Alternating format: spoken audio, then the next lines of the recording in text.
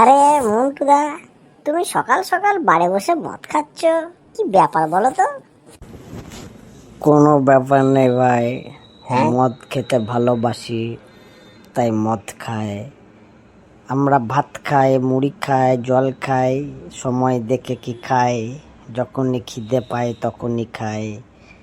আমিও তাই যখনই সুযোগ পাই, ভালো লাগে না মনে হয় তখনই মদ খাই। তাতে তোমার কি ভাই? আচ্ছা মন্টুদা, তো কালকে বাজেট পেশ হলো, তো নতুন সরকার যে বাজেট পেশ করলো, তাতে করে তো তোমাদের মানে যারা নেশা ভাঙ করে, মাতাল মদ টদ খায়, কই তাদের জন্য তো কোনো স্কিম দেখতে পেলাম না। খ্যাপা কোথাকার! আমাদের জন্য সরকার কি স্কিম দেবে? আমরাই তো সরকারকে স্কিম দেব। আমরা সব মাতাল্লা যদি একদিন স্ট্রাইক করি, সরকারটা থতমত খেয়ে যাবে। কত টাকা মুনাফা হয় সরকারের এই মদ বেচে, সেটা কি তুমি জানো? আমরা মাতাল্লা মদ খাই বলে সরকারের আর্নিং হয়, আর সেই টাকায় সরকার বিভিন্ন উন্নয়নমূলক কাজ করতে পারে। তাই বাজে বকো না ভাই, সকালবেলায় নেশাটা চটকে দিও না।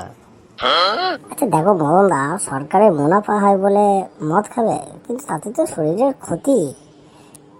তাহলে সেটা কি হবে?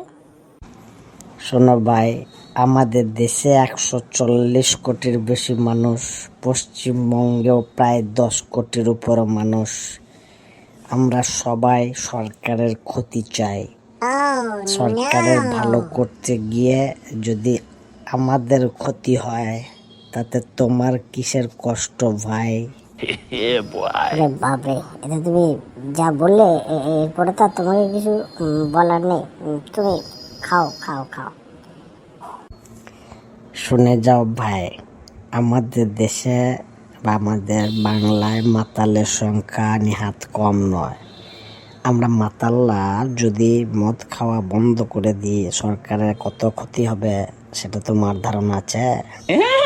আমরা মদ খাই নিজেদের ক্ষতি করলেও, আমরা মাতাল্লা কিন্তু পরোক্ষভাবে সরকারের উন্নয়নের পাশে আছি।